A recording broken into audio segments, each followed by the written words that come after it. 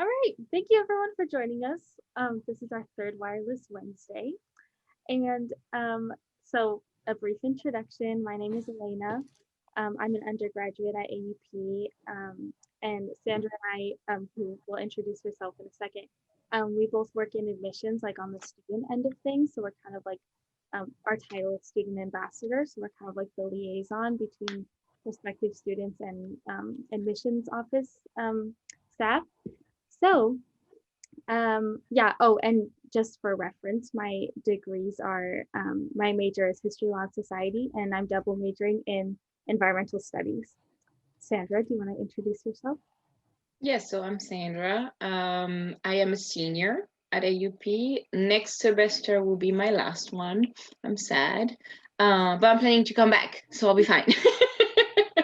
And I'm majoring in International Comparative Politics and minoring in Computer Science. I will ignore the title of the exact major because I never remember it. So it's Computer Science. We'll get there one of these days. Seriously, when I graduate. And so today we have Randy and Tim, who both work in the admissions office. Let me consult my notes for their titles. Tim is, because I mess it up every time, Tim Rogers is the Vice President and Director of Enrollment Management in the admissions office.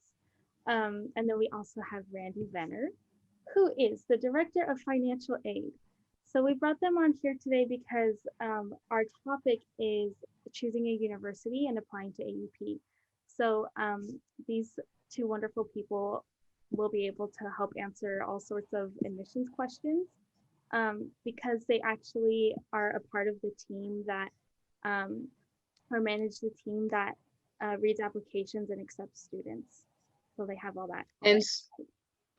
And the call will be kind of split in 3 phases. We'll have a quick introduction for our 2 speakers. Then we'll have 30 minutes where we're going to ask questions to them and we might answer some of them.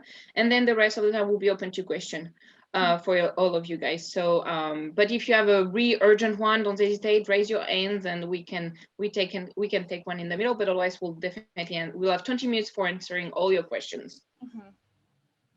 And then I just want to add really quick before we get into the guest introductions that between Randy and Tim, they have 50 years of experience working in university. So a little flex there. Tim and Randy, do you want to introduce yourselves? Sure, yeah.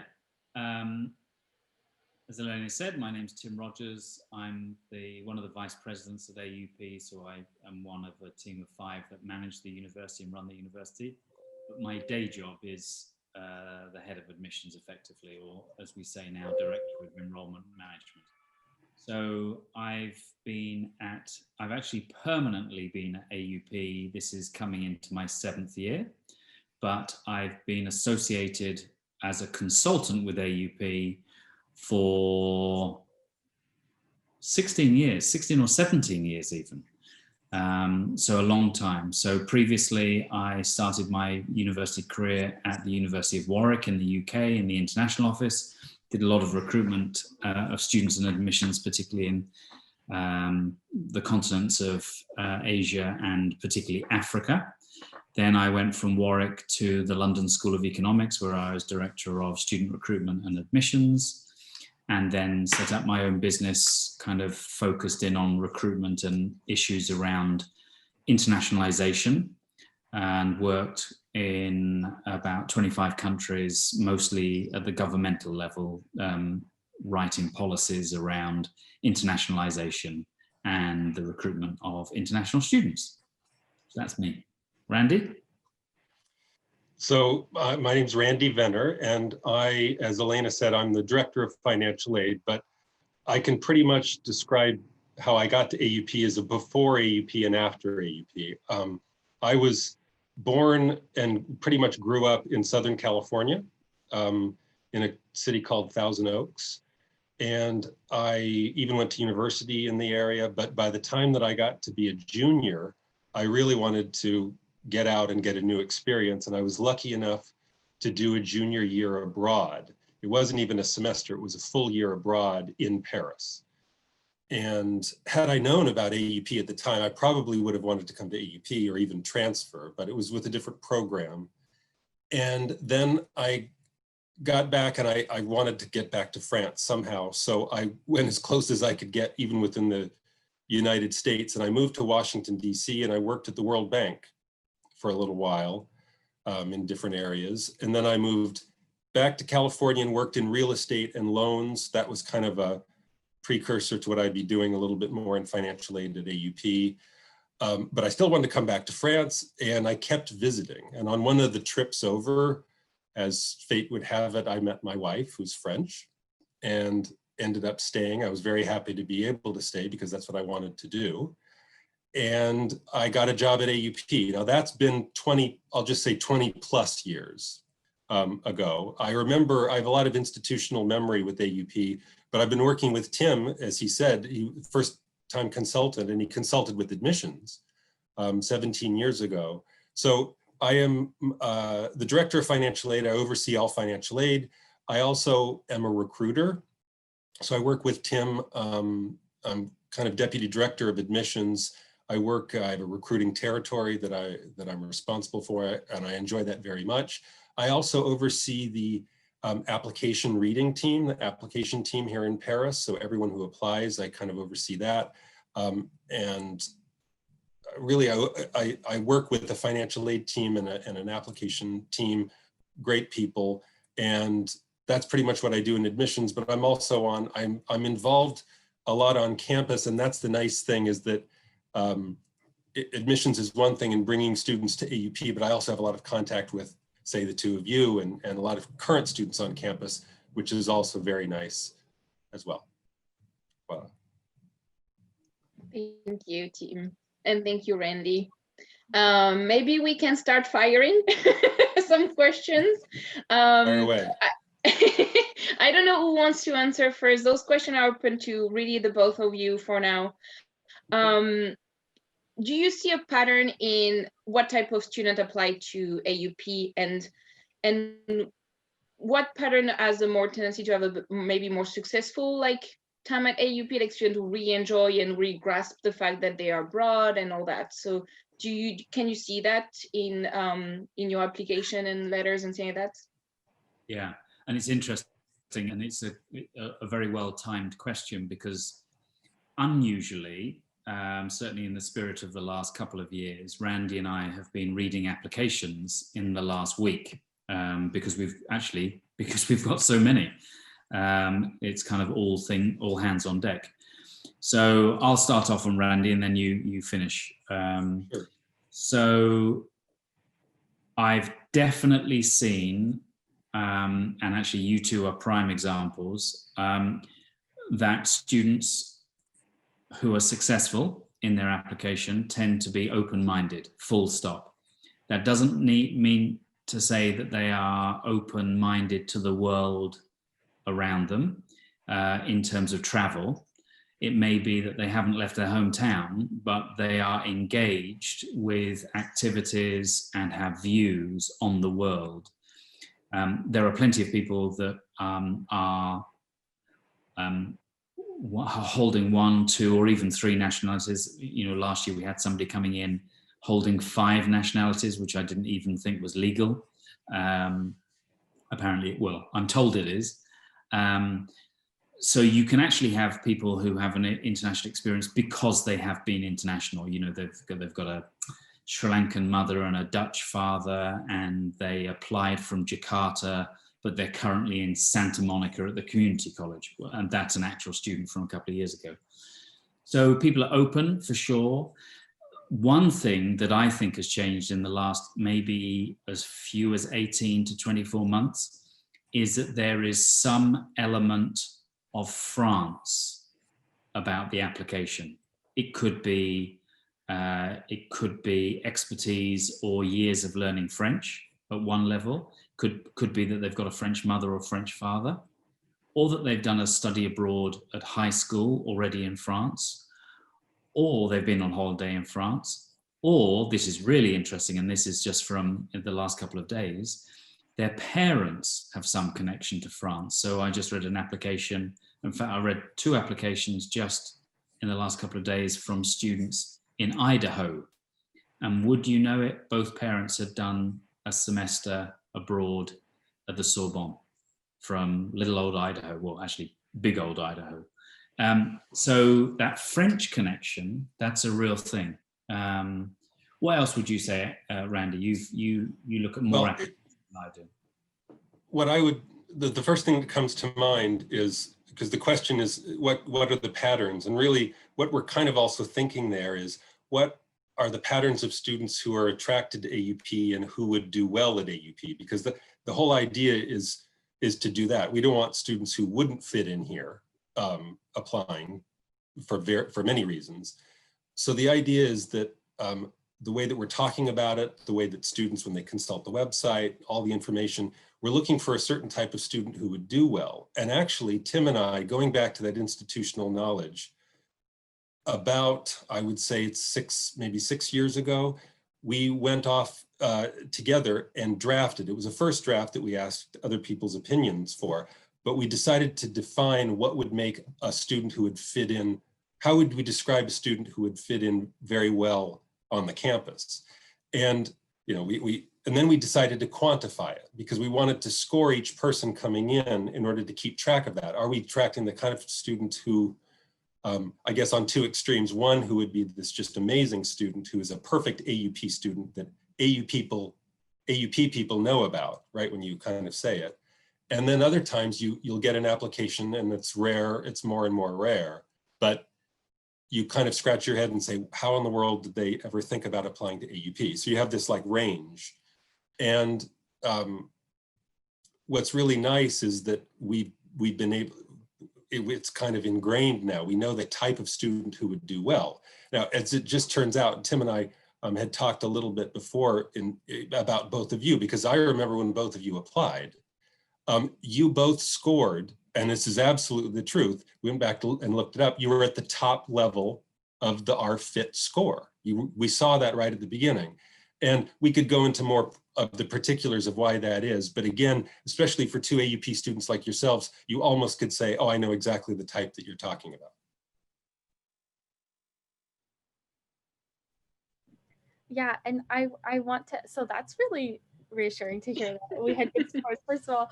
But I also wanted to add this idea of what I feel like we refer to often as like the global explorer type of person, who has some interest in the world and in its entirety, and like Tim was saying, it's not limited, in my experience of interacting with different AUP students and also for myself, that's not limited to people who just have experience traveling, right? Like the first time I ever got a passport was when I went on my foreign exchange when I was 16, and that was my first and only travel. And then I came to AUP, and it was that experience that really opened my eyes. But before that, I definitely would have considered myself like a small town sort of gal, So I think sometimes that idea of like, oh, am I actually a global explorer can be intimidating. But I think if you have the desire to become that and be that, and I think if you're here in this webinar, you probably do, then that manifests itself in many ways. Yeah, You agree? I could just say something very quickly about that. So you said you're small town and you weren't necessarily thinking, that AUP would be the place, but it's not just the well-traveled student, right? It's the student who, and I'll just give you one kind of what we would call a fit factor.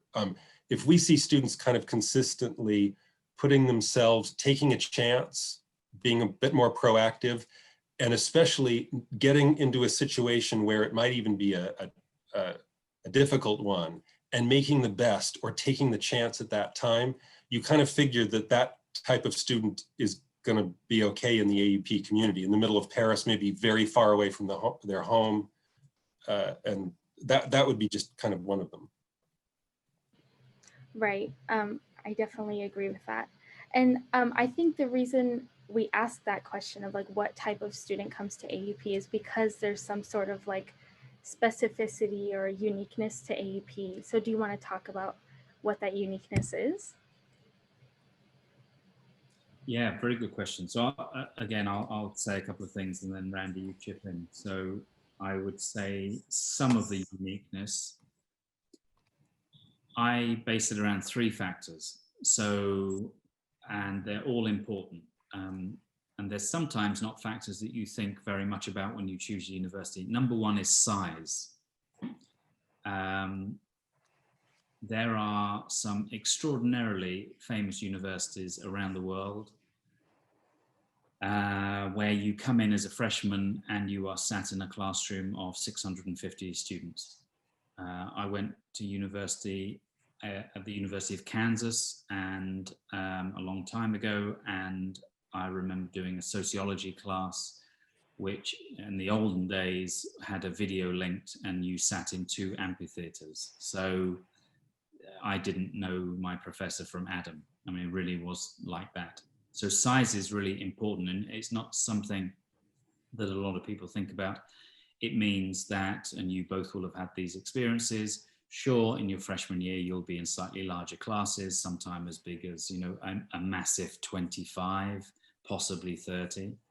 But on average, you're in classes of 13, 14 or 15 students, and very often much smaller. So there is an intimacy, and I always describe it as intimacy in the university experience, which you really don't get in many places. And that changes the learning experience. It changes the friendships. It changes the way in which you interact with your peers and your professor. So that's one thing. Second thing, which is completely stupid to say, but really important, is location, Paris. That is in no small way a very important factor in why students choose to come to us. For our part as a university, what Paris gives us is not only our location and our home, but it bleeds into almost every aspect of the curriculum, because Paris, and more broadly speaking, France and Europe, are exemplified and are weaved into the curriculum, whether you're an environmental scientist or you're an art historian. And so that the specificity of location, you know, there's plenty of big universities that aren't in Paris. So that Paris thing is really, that location is really, is important, because you don't accidentally, so AUP is not a university you accidentally come to. There are plenty of universities where you accidentally go, or you know, they're your final choice, or you got rejected from everywhere else, or whatever it might be, but you accidentally end up at University X, Y, and Z. You do not accidentally end up at AUP. It is a decision. It's a decision that you have to convince your parents of for undergraduates. That's not always straightforward. You're going where for university? I thought you were going 10 miles away. British students choose university based on 2 very important factors, right? The distance from home has to be, number 1, far enough away that your parents can't surprise you. And number 2, close enough that you can take your washing home. Paris doesn't fit into either of those 2 things, and that's a really important thing. So location. And the third thing is international and diverse. Imagine being in a, let's think of I have a good friend who is a historian who teaches within politics and history and will teach courses on democracy.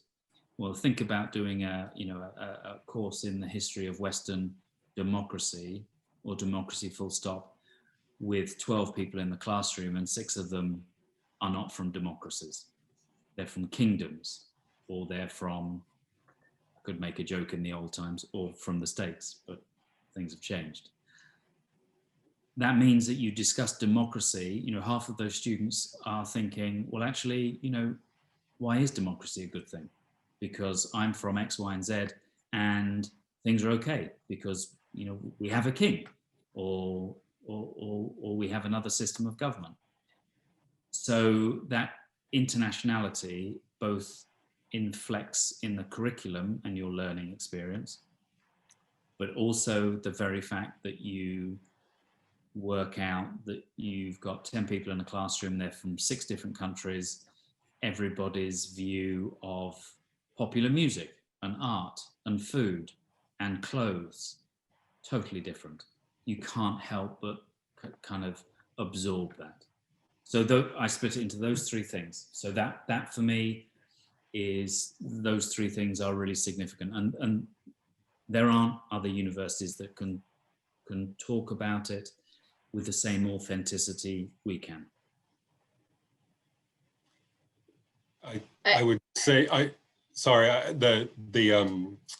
have nothing really, that's a very comprehensive interview. I would only add the last bit is that that's the reason why when people start hearing about AUP, this is what we've seen over the years, the more that you hear about AUP and the more that you kind of take in and get familiar with it, if it seems like the place you want to be, that is a really good sign. That's the way it usually happens. The more, because it is so unique and it's perfect for certain people. And it's exactly what Tim just said. I definitely choose the AUP because of the three things. First one was the size of the classroom, because I had started at community college. I love my small classes, and I had experienced big class in French university, and I was like, I don't really like that. And also having disability and needing to like get adaptation from professor from that, it's so much easier when you can talk to the professor and not just have to deal with administration who then will relay the information.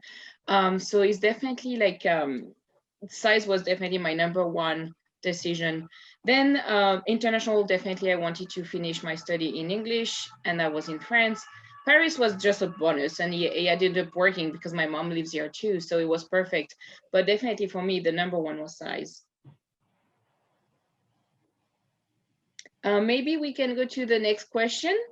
And it kind of to explain the people how admission works, like what are the dates, like when do you need to receive application, then how many steps is there before they actually get an answer, what is the whole process? Can you give us like some step by step, maybe not precise date because every semester like change, but kind of like what are all the steps that an application go through before the student knows if he's accepted or not? I can talk about this. So what AUP, I guess what AUP doesn't have, like many American, say, universities do, is a strict deadline. We don't have something like March 15th and then it's a cutoff date and that's it. The biggest reason is because we want to keep the number of international students coming to AUP.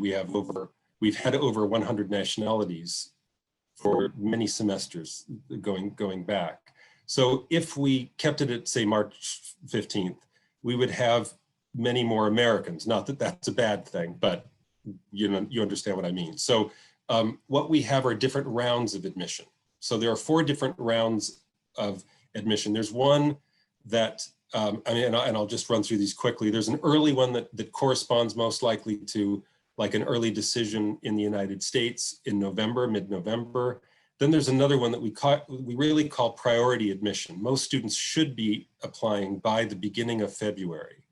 And that gives them a little time. They don't have to get it done so early. They can work on it over the holiday break and then submit their application in early February.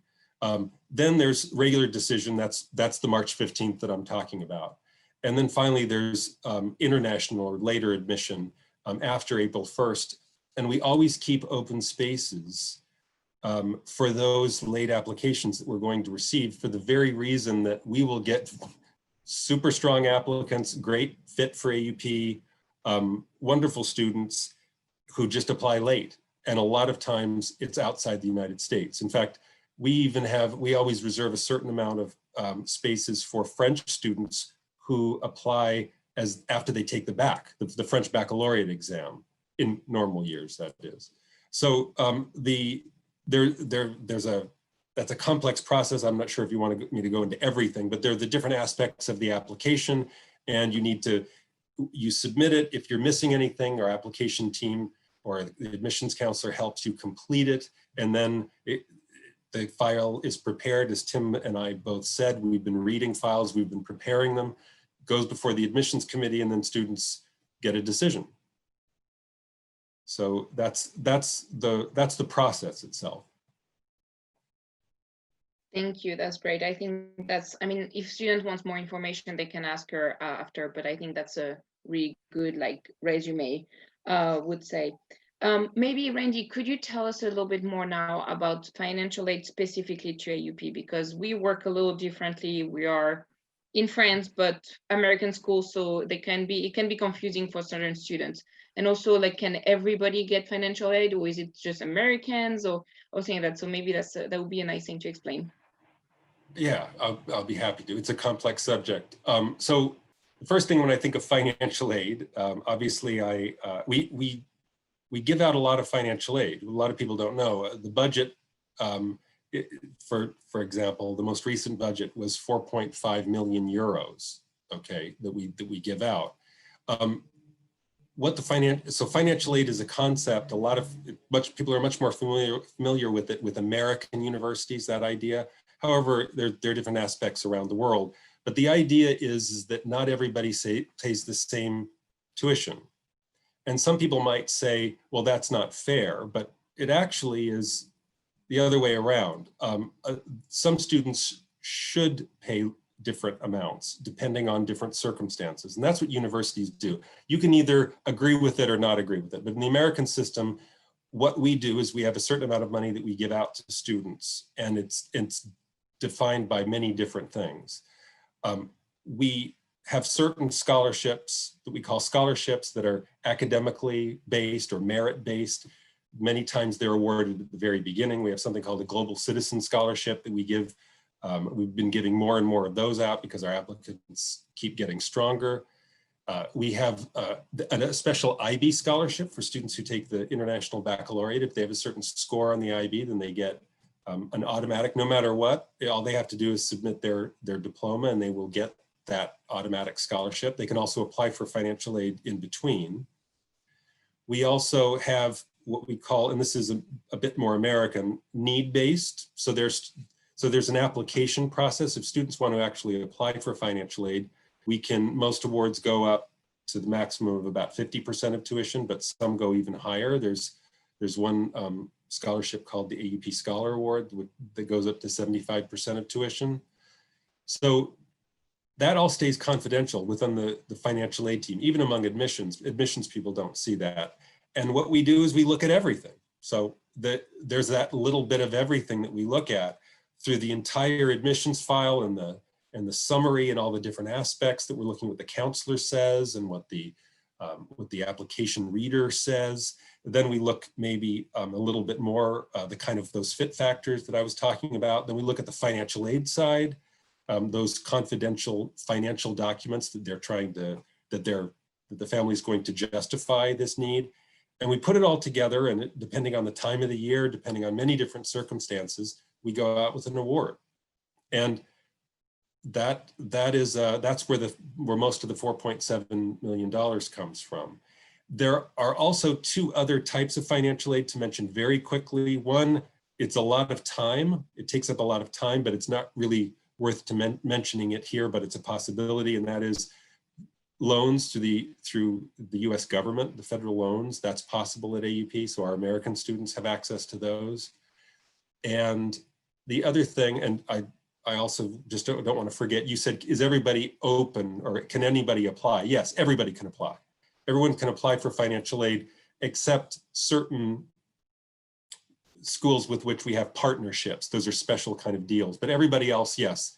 We have different forms, we have different levels of how we award financial aid. Obviously, like a degree seeking student who's going to be at AUP, they're gonna have a preference there. But the last bit that I just wanted to say is we also have, you asked me, the community service grants. That's what both of you are doing. So those have changed over the years. The most recent, what those are is it's a student gets a form of financial aid with actual money that goes over the student account. If it's linked to something that we have peer-to-peer, in other words, you are actually helping other prospective students come to AUP. We also have students working in the Academic Resource Center who are doing the same thing. And then we also have students who are student advisors. So that's, in a nutshell, that's financial aid at AUP, but it's try to keep a lighthearted way of looking at it. It's possible, but it's a very serious thing because it's the difference between whether or not someone can come sometimes. Alayna and I are both part of that community service as well. I'm personally, we are both a student ambassador. We are both student advisors, and I'm also a tutor. So I think I got them all.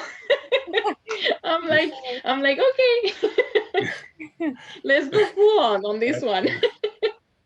You looked at all of the offerings and you went after it. So Exactly. Oh, maybe we can go on a lighter note right now, and could maybe each of you could you tell us like an application that really like stood out like over those, because you've done that for so many years, so you must have a lot, but like one that is the most amazing, or it can be amazing or whatever, why it stood out. I don't know why you would have stood out. Maybe let us know why and which one, and kind of tell us a little bit, of course keeping the privacy. Yeah. Well, apart from your applications, yes. Oh, of course. Andy, you start off. You know far more students than I do. well, if it's okay, I'm going to take a little license here and kind of go into a bit more specifics. It's not so much an application. The one part where students can really shine, or what really makes us remember a student, is so often in the essay. The essay is where, remember, the thing about the essay is that it's the one part of your whole application that you're actually doing on the very day that you're, maybe not on the very day, but you're doing it right before you send in your application. The rest is talking about your past, right? You can do almost anything in that essay. And that's for AUP, maybe not all universities, in fact, I know not all universities, but at AUP, we put a lot of weight into the essay. And sometimes, you know, they're all different levels of it, as you can just imagine. But some of them are, you know, we're people like anybody. We're doing our jobs. We work in admissions, and sometimes we're just completely blown away. It makes us, you know, it makes you want to share the essay with someone else. You want to talk about it. You think about it later. Sometimes they talk about. There's a student this semester who talked about a podcast that she listened to. I subscribe to the podcast. If she's right, you know, you never know. But let me talk about, so a couple of these essays that I will remember.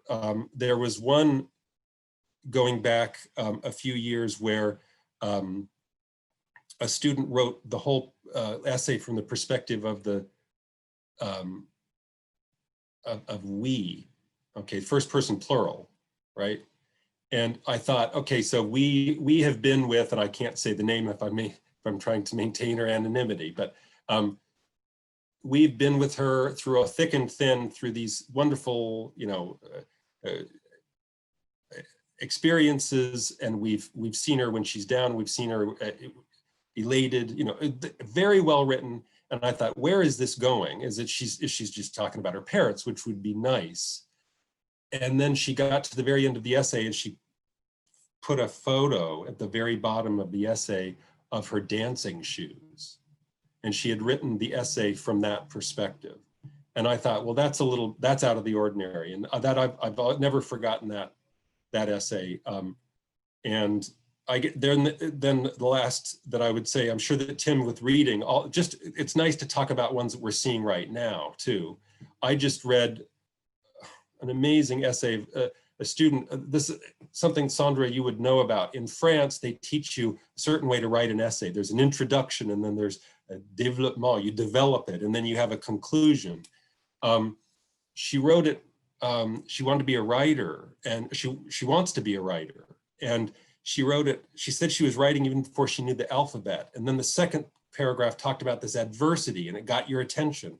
Then she developed it and kind of came out of it, rose at the very end, and then ended on this wonderful note. And I always thought about that. It's very important. You want to end, because the reader is going to actually grade it or write it up right at the very end. You don't want to end on a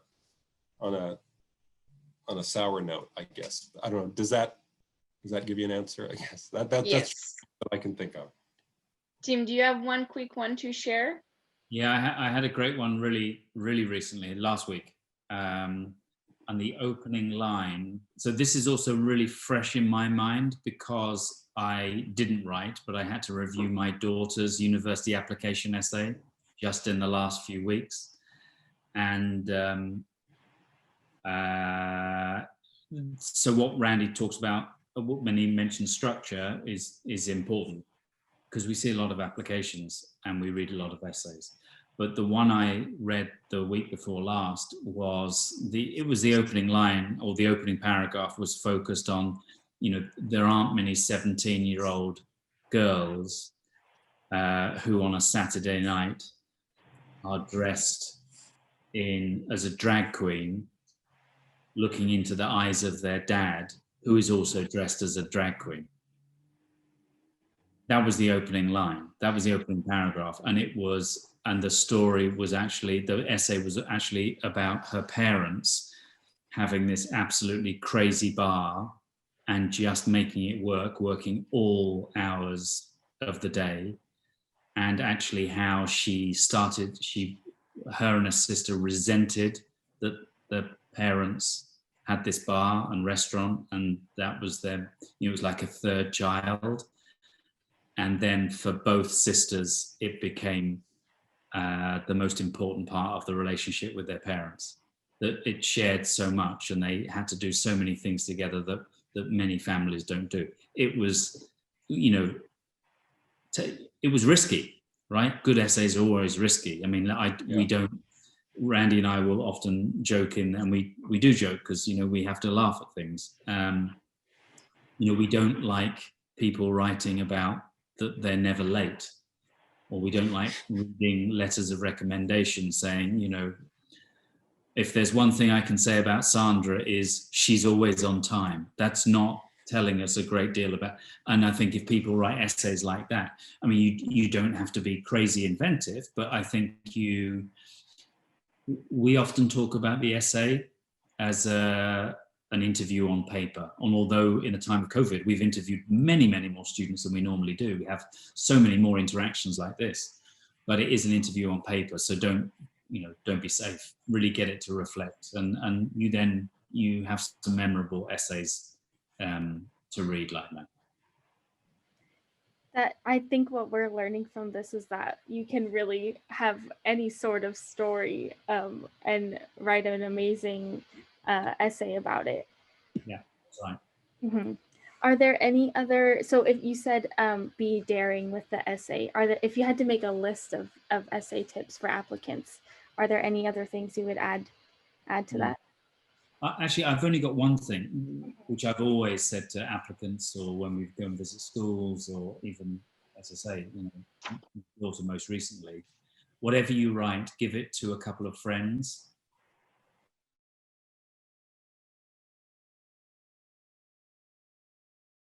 Whether they recognize yourself in that essay. That's the only thing I think of. Randy?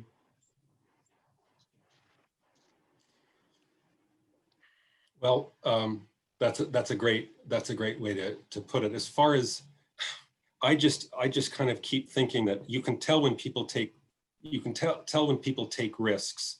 The worst thing to do is to be bored or frustrate a reader, make it hard to read, or you just kind of tell if it ends up sounding like a homework assignment. This is an essay to a university, and it's the time to kind of make us say, wow, that's, I don't know why I just thought of this. There's a quote, there's a book by Kurt Vonnegut called Dead-Eye Dick. And right at the beginning, he, see if I can remember the quote. He says, Socrates says to be is to do. Jean-Paul Sartre, father of existentialism, says to do is to be. And Frank Sinatra says, doobie doobie do. I'd love that. I mean, that in a way is that, so you have the rules, you take people like that, and then you just kind of tear it down. That would be something that we would remember. It's time to, that's the point, to kind of make people remember you. So that's what I'd say. I love that quote. I want to use that in the rest of my life. So what I'm hearing is that there's a lot of focus on the essay. Don't mind my cat right here. But I am also wondering, because I get a lot of questions about it when I do campus tours normally. A lot of students are concerned, especially international students, about test scores and maybe if they didn't get a test score that they feel reflects their academic capacities, how they can kind of compensate for that, or what they're kind of wondering what sort of attention is given to different test scores. And especially in an international community, I know in the US we mostly use SAT and ACT, but that's not the case in other countries. So are you able to speak on the test scores and things like that? Absolutely. We made a decision that is now very, very popularly adopted by many universities in many different countries. But we went test optional almost 10 years ago, because for us, there's such an arms race, particularly in certain cultures and from certain types of schools, often international, internationally kind of diverse schools, where, you know, what points did you get? What did you get? It's not just about grades, but these standardized tests. And actually, whilst they do have a role, and some universities put a lot of stock in them, for us, you know, you do well in an ACT or you do well in an SAT test, that tells us one thing, that you're good at an SAT test. It's not interesting. And so we tend to look at applications in the round. If people want to submit test scores because they're super proud of them and they've worked for 18 months on them and all of these things, then of course we're going to look at them, and that just adds a dimension to an application. But one of the things that we're really fearful of are people that, you know, don't do tests well. They don't test well. And so that loses all of the character and all of the spirit, and all of the, very often, the good classroom work and the essay work that they do, because they didn't have a very good 45 minutes on a multiple choice question. So I think we're kind of, we of course factor it into applications, but we look at things in a much, much broader way. Thank you. Randy, do you have any thoughts on that, on the testing and things like that? Oh, well, we weren't looking at tests when that wasn't even cool. What they're doing now with COVID, there's so many, we've been doing this for so long, because testing, exactly what Tim said, testing will tell us that you can test well, and sometimes it is an indicator. I mean, it's impressive if someone sends in tests and they're very strong. That does get our attention, but it's not anything that's going to sway one way or another. And it's in a way kind of crazy. For example, this is something that no one thinks about a lot of times. It's crazy to make an IB student at an international school or an IB student in the United States, in the middle of everything with the rigorous IB curriculum, to force them to study and prepare for the SAT or the ACT.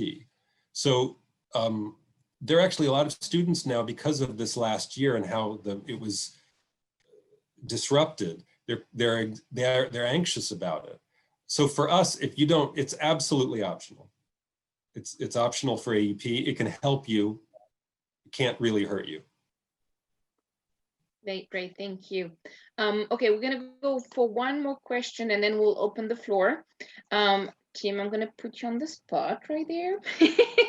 So you helped create the international ranking system for university. AUP, as we've been talking about, it's so different from any American university.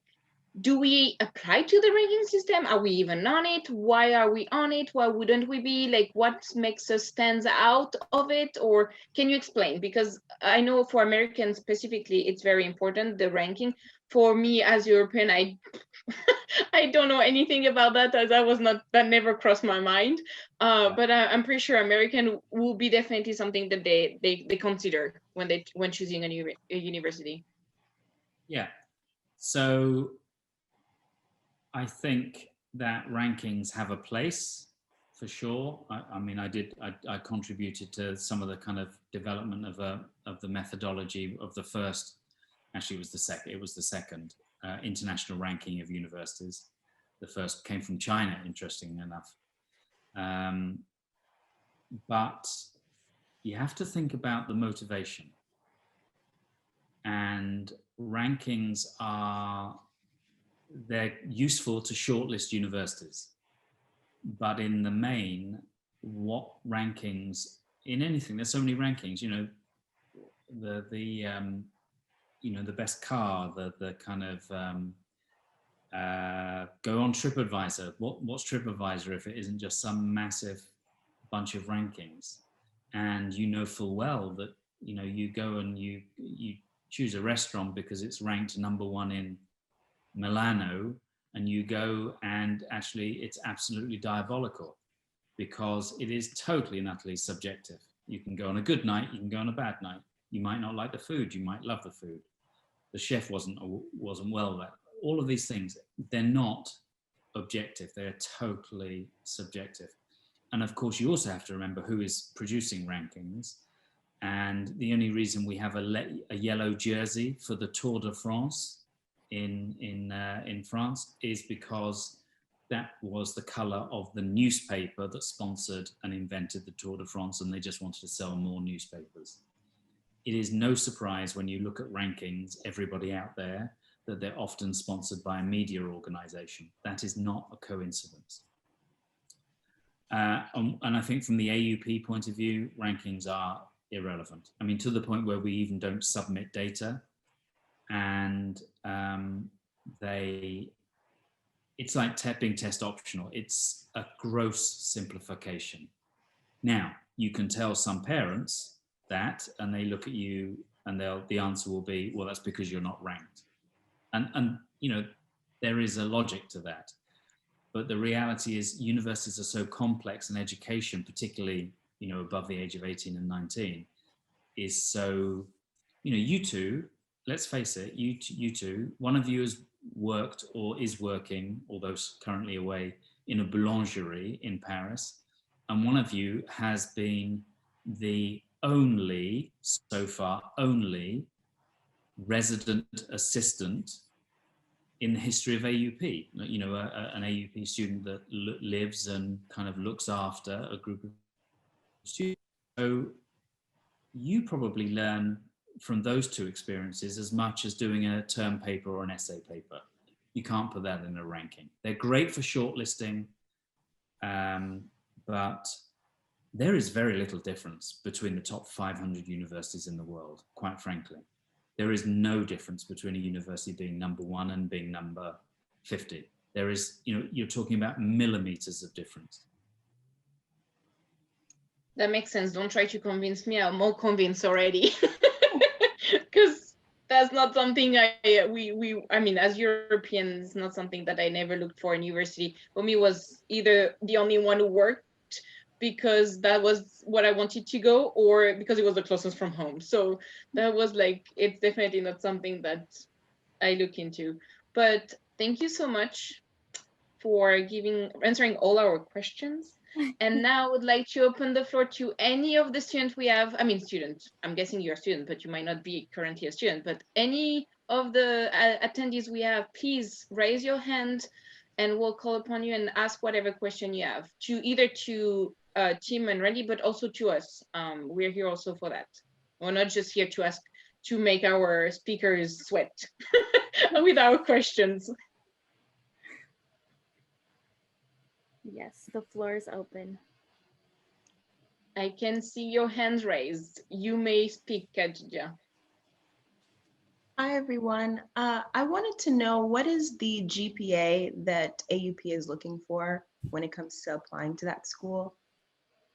Terrific question, Randy. That's on the hot potato. No. We're ready for this. Either one of us would answer it, I think, in the exact same way. So I just see a lot of GPA results with our applications team because we track that, and I like data as well. So the whole thing about GPA is that we have it's just one of the many factors. So the average, if you're asking me what's the average, or just to state it, the average GPA of our incoming freshman class was about 3.4, okay?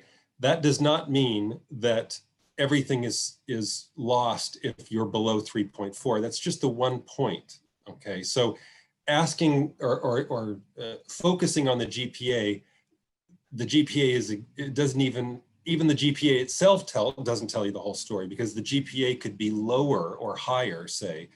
Many times you'll see a student, maybe their second year of high school, their GPA drops because of something that happened. And then lo and behold, in the letter of recommendation or in the essay, we found out what happened in that sophomore year. There are things like that. So that's why I kind of say that we focus on so many different aspects of the file. And it's interesting the way that we look at it. It's not like a test where it's one thing and then one after another. It's that, you know, some of those tests where if you get 2 correct answers in a row, it gets harder. There's different, if it's like a computer test. Well, the way that we look at a student will actually kind of bring more and more in. It'll kind of focus. The GPA is there, but we don't at all want to discourage anybody. Say if it's lower, you can make it up in so many different areas based on everything that we've set up until now. That said, we are getting students with 4.0 GPAs. We've been reading those files. That is happening as well. There's another Okay, great thank you. about averages. Remember averages. For every, and Randy's bang on the money, 3.41 was our entering GPA. So for every 4.0 student, there was a 2.2 and a 2.3 student. And the beauty, I mean, I think it's certainly one of the reasons I work at AUP, is that every application is read. So we understand why somebody might be a 2.3 GPA, but they're absolutely terrific for AUP. And lo and behold, Randy more than me, but we have countless stories of people who have entered with a 2.4 and a 2.5, and they graduate as an A+ student because they've matured into it. More than I can remember. Yeah. Sarah, do you have a question? Okay, actually, the question, excuse me. That's the father again. You know how we are. We just jump in. We know you now. We know you now. Okay. Actually, the question was to be more precise. It's for a master's program. What are the requirements for a master's program? But I think you guys were talking about the undergraduate. Good. Now, Yep. Khadija is coming for a master's program. Yeah, we are looking for effectively for a B standard as a minimum. That can be compensated for if there is work experience or professional experience, and as opposed to the undergraduate situation. At the graduate level, like any other graduate school, we do look at the standardized tests, the GMAT, the LSAT, the GRE, and so that can also add, if a GPA is a little lower than anticipated, then a performance in a standardized test will be looked at. Thank you. All right, Sarah, do you want to ask your question? Yes, hi. Hi. I was just wondering what your perspectives are on kind of alternative high school educations and how you interpret applicants from non-traditional schools. Tim, you just read an application from one of those schools. You talked to me about that. Did you want to talk? Yes, that's right. The the one I forwarded you. Yeah. Yeah, this is a service-orientated school. So we're very open to it. I mean, it's very AUP, let's face it. So we've seen applications over the last 2 or 3 years from the Minerva system, where you've got students who are effectively going around the world at different periods of time, in San Francisco, in Jakarta, in Delhi, in Kathmandu, all over the place. And are having experiential, a kind of fundamental experiential high school experience. because we're not hung up on a GPA or a standardized test, we are looking at the broader experience of an application. So we're very open to it.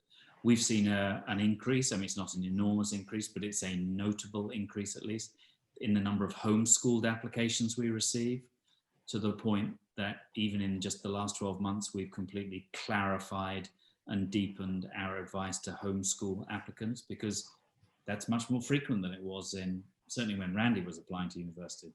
You were homeschooled because you weren't allowed to go to regular school. And now, there are so many different approaches to education, where there's a huge service element, like the application that Randy mentioned that I had just read, where you may be spending as much as 25% of your curriculum time engaged in a community project, building something, building a school, right, working on water purification or something. So yeah, very open. It's very AUP, and we're very open to it. Thank you so much. Victoria, I see your hands raised. Yeah, can you hear me? Yes, we can. Okay, I was just wondering if there was a portfolio requirement for the fine arts major, and if so, what are the requirements? Very good question. No requirement, but encouraged to submit a digital portfolio, and we have a very good friend of admissions who is in charge of fine arts, Jonathan Shimoni, who is always very eager to review digital portfolios, but there are no requirements. So you do what you like. Okay, thank you. Are there do I have to submit a certain amount though, or just anything? No, absolutely not. Portfolio, depending on other universities, will define a portfolio of 14 pieces or 16 pieces or a comprehensive piece. Where unless it was a very significant piece of work, we would be looking for more than one. But it's whatever is reflective of your direction and your creativity and what interests you. Okay, great, thank you. Any other questions from maybe Jackson or Malia or, oh gosh, the ends are moving, so I can't see where I am. Oh, and Delaney. I was like, people keep on raising their hands. I was completely lost. Khadija, do you have another question maybe?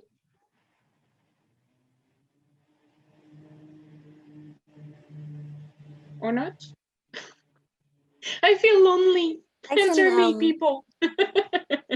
Oh, Sarah, go on. Sorry, another question, I guess, going off of the portfolio question. If you're not applying to a fine arts major specifically, would the admissions team still be interested in seeing what you've been working on? For example, I have a fairly well gathered portfolio, but I don't plan on applying to an arts major. Well, I could just take that. Remember, we follow the American system of education, liberal arts. So no one has to declare their major until 2 years of study. It's actually, you could declare it after. It's just that you might end up taking longer than the 4 years to graduate. But because you're not required at the beginning, there isn't any particular requirement tied to one specific interest, like you're kind of mentioning art history, or maybe if there was another, like a different major, some other requirement linked to that. But we've received everything, and everything you can think of, and we love them. We've received CDs, and well, older than that now, but like links to that's like the olden days. But no, we've received links to portfolios, links to Spotify. Students have made music, and we get links to saying that their Spotify, they have songs up on Spotify, all sorts of things that we can take into account when we're evaluating the file. Usually more is not worse, it's better.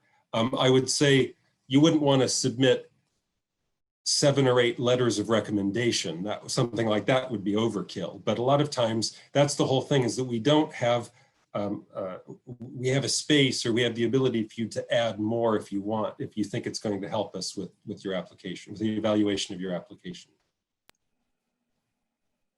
Thank you very much. Sure. I'm glad you mentioned the CD and not the flop disk, Randy. That would be even worse. That's what people are going to remember from this whole thing. But exactly. Sending the CD. We used to get them. Haven't one in a while though. Do we have any more questions? Otherwise, I think we've reached our time with you guys. We had fun. We are not planning any more Wireless Wednesday because obviously it's the holiday, but we'll come back at the beginning of the semester with new ones, and new people, hopefully, and not just the two of us, because you're going to get tired of us after a while. Alayna, do you have anything to add? I think, Khadijah, I think you have a new question, or is that an old hand? I think I saw it pop up again. Oh, it Yeah, popped up I again? have another question. Oh, Sorry. my bad, sorry. I just wanted to know, let's say that you are applying for a master's program, but I don't have my diploma yet. I will be finishing sometime in the summer. So I'm planning on submitting my application by February. Is that okay? Do I have to like submit, once I graduate, submit my diploma, or like, how does that work? Want to take that? It's a very quick answer. What you would do is you would submit everything as if normal, with your transcripts in process right now, and then we would be able to make a decision on your file, and you'd be able to begin ostensibly for that fall upon reception of your transcript showing that you have in fact graduated. That's the only thing. You would need to get that final transcript showing you've met all the requirements to your undergraduate degree before actually beginning our master's. But that's actually very common. There are a lot of students who will apply when they still haven't finished their undergraduate degree. Okay, thank you. Sure. Okay, last call. And if not, then I think we can end it here. So yeah, as Sandra was saying, thank you for joining us. And we'll have more of these sessions in January. So this was the last one for the semester. So yeah, thank you, Randy and Tim, for agreeing to come on here. And if you have any parting words for the applicants. Not at all. See you in Paris. See you in Paris. Great. Yes. That's always a And good way. And if you have any other question, please don't hesitate to email admission@aup.edu. The school will be on a quick break between the 23rd and the 4th, but before that, you just shoot emails. We'll answer them as soon as we can. But and hope to see you in Paris. Yes. Yes. Thank you, you two. Brilliant job. Yes, Thanks. thank you for joining us. Yes, thanks for coming. Yes. All right, well, I'm wishing everyone a happy holiday season. And Thanks a lot. yeah, like you said, see you in Paris.